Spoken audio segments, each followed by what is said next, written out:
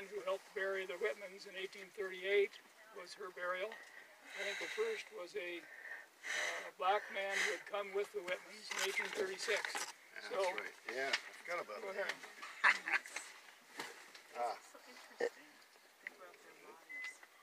Okay, this works. Yeah, that's not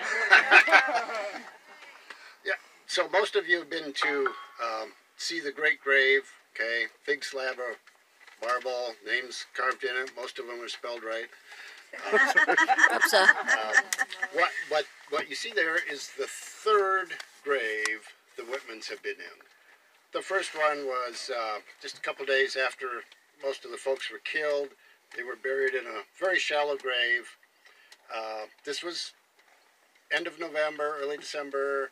Wolves got into the grave over the winter, scattered a few things. When the Oregon volunteers came back in the early spring, they gathered up what they could find and reburied the bones and it ended up with a mound of earth over that, which lasted until the 1890s. Then to commemorate the 50th anniversary of when the Whitmans were killed, 1897, the community raised funds and got the slab made, the great grave that you see, and the spire on top. And the timing worked pretty well to have most of it done by the end of November to commemorate the actual day when they were killed. Okay, so in 1983, the slab on the Great Grave was warping, the supporting walls were giving way, and the Park Service decided we've got to do something. So, got a little money to fix it up.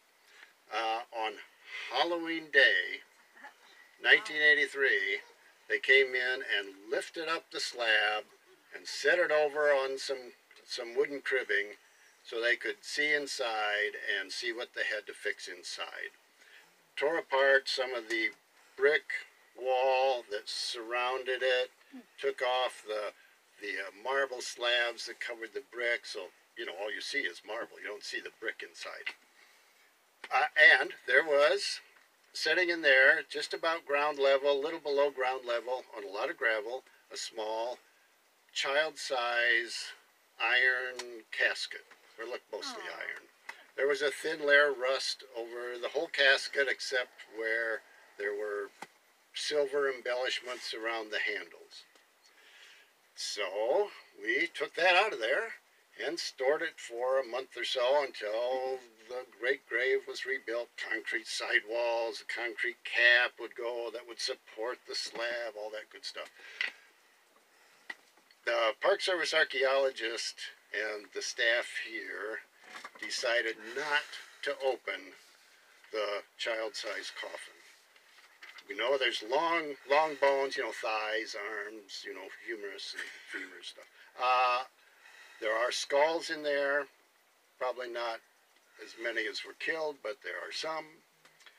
The chances are good. Marcus and Narcissus skulls are in there. There's some written accounts of, oh yes, we know that must be Narcissus because there are what you'd call cut marks on the skull bones from where she was hit after she was killed, hit with hatchets to kind of disrespect her, that sort of thing. Same with Marcus. So they're pretty sure those two are there anyway. But we didn't check. In back of the Great Grave, yeah, the Pioneer Cemetery, we don't really know how many are buried there. We don't have a good list of names like up at Frenchtown because nobody kept a good record.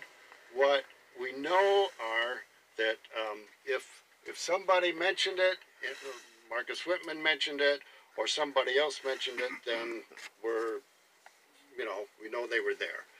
There's hardly any markers left. They've rotted away like wood at Frenchtown and been burned or whatever.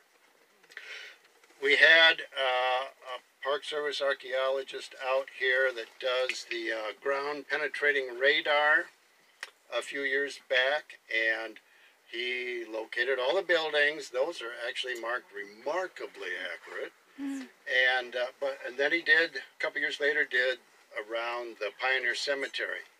The ground in back there is such a jumble that it was hard, almost impossible, to even identify individual graves. So we still don't know, like, a number. Questions? Answers would be better. Yeah, that was fascinating. I didn't even know that. Yeah.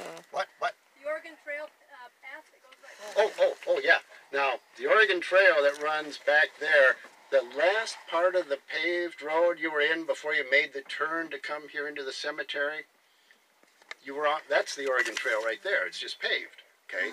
But this part of the Oregon Trail that's just 2 tracks, that's really pretty much where it is. The archaeologists, when they were excavating, this was back in the 40s, late 40s now, pretty much had that pegged pretty well. They found the buildings, they found the irrigation ditch that Whitman dug. That was obvious in the ground still. And then they came this way a little bit and found this incredibly hard-packed stretch of soil. And that conformed pretty well with the sketches and maps that were out there. And there's little variation on that theme, but they all averaged out pretty close to reality. I should be quiet. No, thank you very much. Thank you. Which Thank road were you saying was the Oregon Trail that we turned off at? Oh, Was it well, Swagel? part of Route 12, the old Route 12, and then part of this entrance road right here, the short strip. Oh, okay. And I just recently found a list of, besides those buried from the massacre, about 23 people who were buried either before or after, all the way to the 1870s. So that's now on our www.historiccemeteries.org website. So, thank you very much, Roger. Yeah, that's great, Roger. So now we are going to head past Very the informative. interpretive sign for the Cayuse Village. Also was the site of the Prince's Cabin. We're just going to pull out there and just talk briefly. Something to come back and read in more detail later on. Also on the website. Sign for the Cayuse Village and the Prince's Cabin site. So, Hold on. up here just before the Walla River Bridge is the signage. Because of our timing, we're not going to stop. We're just going to slow down as we amble by, and you can come out at another time and read more about the number of Cayuse villages in the area. Or you can tuck and roll. So here's the sign. So if you look, here you see the spire on the Whitman Mission in the back, and those blackberries along that little creek is where essentially where the village was and where the Prince's Cabin was. We're off to the Valley Chapel Cemetery. I say that's just